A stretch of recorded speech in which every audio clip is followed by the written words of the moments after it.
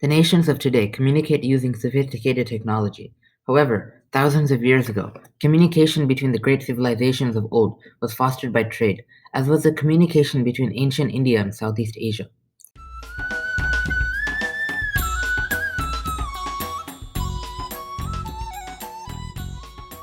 Southeast Asia is a colorful, lively, and diverse region that is nestled between South and East Asia. Although there have been a plethora of cultural influences in Southeast Asia, none impacted the region and its history as much as Indian influence. Through the communication of ideas, Indian influence has become the greatest influence in Southeast Asia. Several aspects of Indian culture, including religion, language, and architecture, have been strongly influenced by India. Accordingly, Indian cultural influence has dramatically impacted the history of Southeast Asia. Before communication with India began, Southeast Asia was inhabited by many diverse groups of people. Some of these groups were quite enigmatic. Others, such as the Malay people, live there even today. These peoples had their own cultures and originally followed various local traditions. These original traditions were later merged with Indian cultural aspects. The aforementioned groups were able to thrive off of their land's fertility. Later, these ancient Southeast Asian peoples, especially the Malays, began to benefit from being the geographic midpoint of the Sino-Indian trade. It is through this trade that Southeast Asians first came in contact with Indian traders and their culture. Around the turn of the Common Era, Southeast Asia experienced an increase in Indian commercial interest. The reason for this increase was the growth of the Sino-Indian trade. Since Southeast Asia was the midpoint of this rich trade, Indian traders expressed an increased interest in the region and its ports.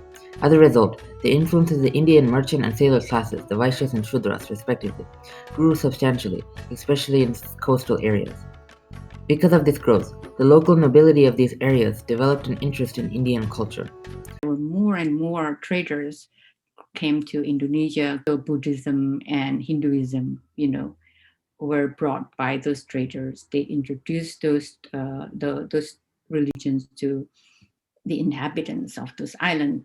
Although the Vaishyas and Shudras introduced Indian culture to Southeast Asians, they did not acculturate the region. Rather, it was the priestly class, the Brahmins, who taught the Southeast Asians about Indian customs. The Brahmins were well versed in Indian religious lore and administrative techniques. After their interest was piqued, the Southeast Asian elites began to invite Brahmins to serve in the local courts. The Southeast Asian nobility benefited greatly from having Brahmins in their courts.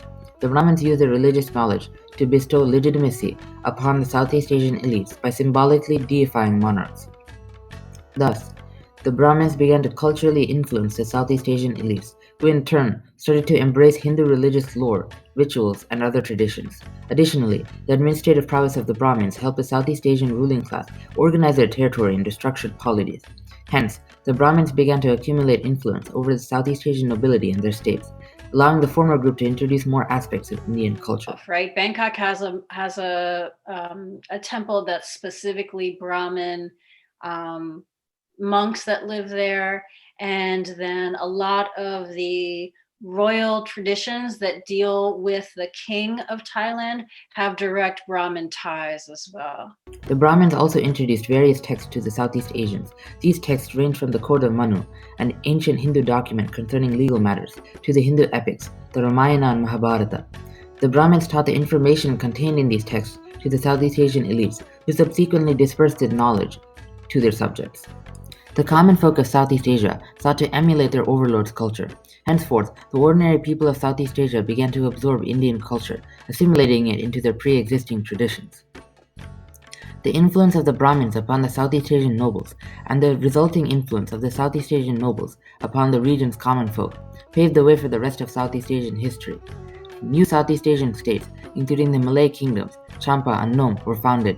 The establishment of most of these states was encouraged by the Brahmins in their administrative methods. However, in the case of Nom, a Brahmin directly established his own kingdom. The ancient state of Nom, located in modern-day Cambodia, was founded by an Indian Brahmin adventurer named Kaudinya. Kaudinya and his successors standardized the laws of Nom to reflect those of India. Soon, the state grew into one of the most powerful in the region. This growth was accompanied with the attainment of vassal states.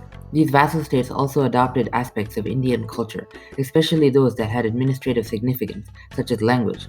The communication of administrative concepts by the Brahmins to the Southeast Asians was initially hindered due to the recipient's lack of fundamental vocabulary. To understand the Brahmins, the Southeast Asian elites adopted many Indian words. The elites subsequently impacted their subject speech, which also began to include Indian loanwords. There was extensive influence with regard to vocabulary. With the influence of South Asia, which, as you know, began probably well before the Common Era, new sets of vocabulary came in, and as was the case with the Norman conquest, because the Indian culture was ascendant, then many of the words that were brought in were used. And in terms of writing system, it's well known, of course, that many of the writing systems of Southeast Asian languages were ultimately derived from South Indian scripts. The Khmer language, and of course the Khmer culture was ascendant in much of Southeast Asia for a long time, was derived from South Asian script. And it turns out that it's generally accepted that the Thai script was derived from Cambodian, so ultimately from South Asia.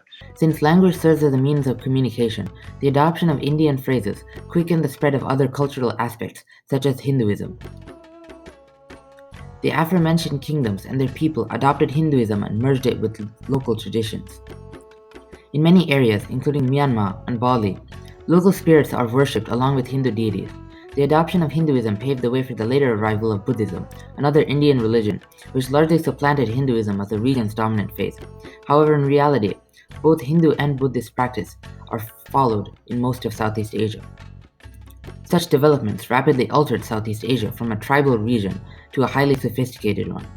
The development of polities was followed by the growth of great empires. Following the collapse of Nome, a new group of people, the Khmer, established a new state. The founder of the Khmer Empire, Jayavarman II, adopted the Indian tradition of worshipping rulers as Devarajas. Such a practice bolstered the monarch's legitimacy and ensured stability. The neighboring states also adopted similar practices. In fact, the ethnically Malay kingdoms in Sumatra and Java continued this tradition until the 16th century.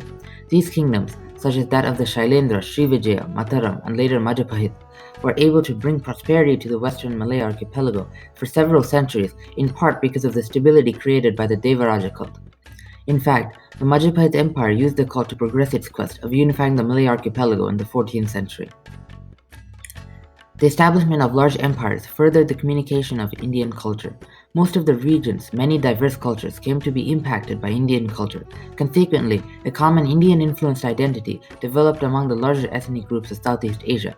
In fact, the reason why certain groups, such as those on screen, were able to succeed was that these groups adopted more Indian culture and thus cultivated healthier commercial ties with India, bringing more money to the group's states.